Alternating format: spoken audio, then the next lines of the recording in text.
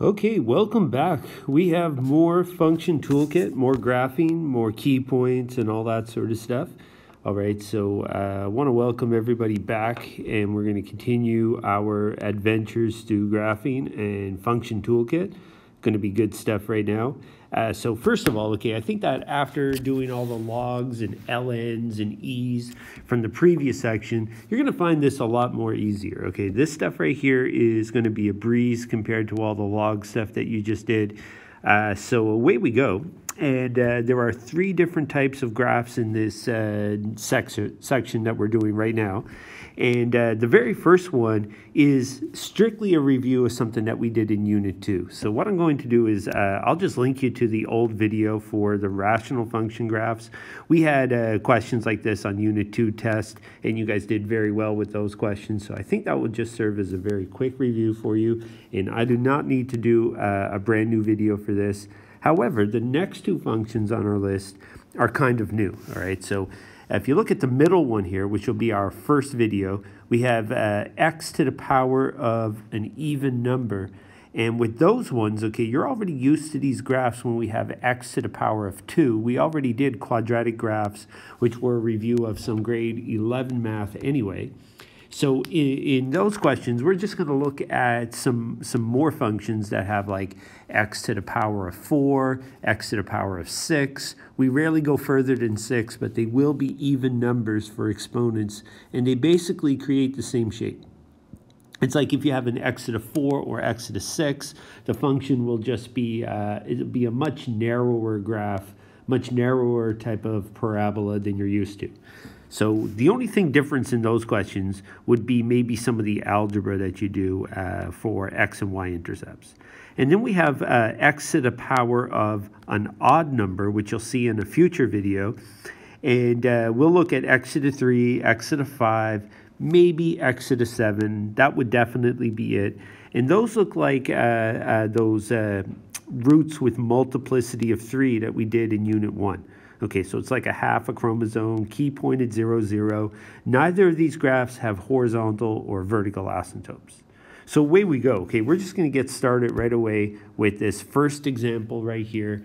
And this is a transformation of the y is equal to x to the power of 4 graph, which is a parabola-like shape. Okay, it's going to be a U shape. So let's get to it. Okay, let's make our mapping notation, which will be x minus 3 and minus 2y plus 4. Similar to the parabolas, the quadratics that we did in section 1, you notice that the actual exponent of 4 does not go into the mapping notation. The reason why is what we're doing is we're transforming this function right here. The y is equal to x to the power of 4 function. So that's part of the original graph. So we're not transforming that at all. So the 4 doesn't go into the mapping notation. And then we put in our key point of 0, 0 into the mapping notation, and you would wind up with negative 3, positive 4, which is the key point. And we can sketch that point. It's going to look like this.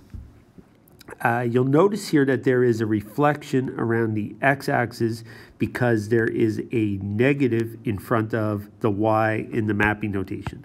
So this is going to be an upside down parabola. So this is going to look something like this right here. Now, how narrow is the graph going to be?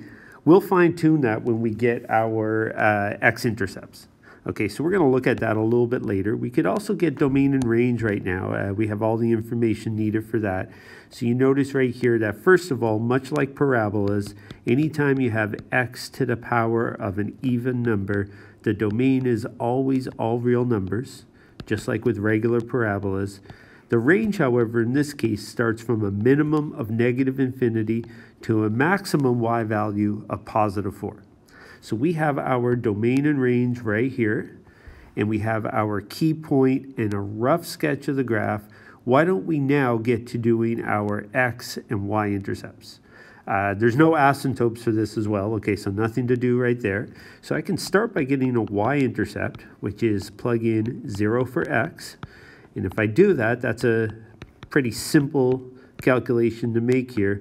But you're going to notice that the y-intercept is very large. It's not going to fit on our graph. Okay, so we do our order of operations here, and we get 3 to the power of 4, which is 81, and then we take our 81 times by negative 2, and then add positive 4, and you wind up with negative 158, or we could write it as a coordinate point. Either way, okay, we are not going to get that on our graph. It's going to be very, very large negative number for the y-intercept, but we can check our answer on Desmos after. Let's instead take a look at doing the x-intercept, and of course, x-intercept, plug in 0 for y, and then we do these calculations right here. This part might be a little bit different. So why don't we take a look at how we do the algebra to solve for x. You're going to want to try to isolate the x as much as possible so we can bring that positive 4 over. And then at this point, we can divide both sides by negative 2. And what that does is it gets rid of that negative 2 in front. So we now have positive 2 is equal to x plus 3 to the power of 4. And where do we go from here?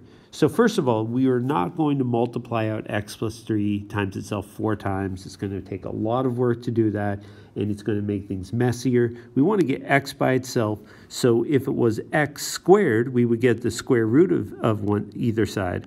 This time out, I'm going to get the 4th root of each side. I'm going to get the quarter root of each side. And what that does is it cancels out the x plus 3 to the power of 4. So we just get x plus 3 by itself, similar to how getting a square root will cancel out a square. On the left side, you're going to have to use your calculator, okay? And that, just keep in mind that this 4th root of 2, that's the same as 2 to the power of 1 over 4.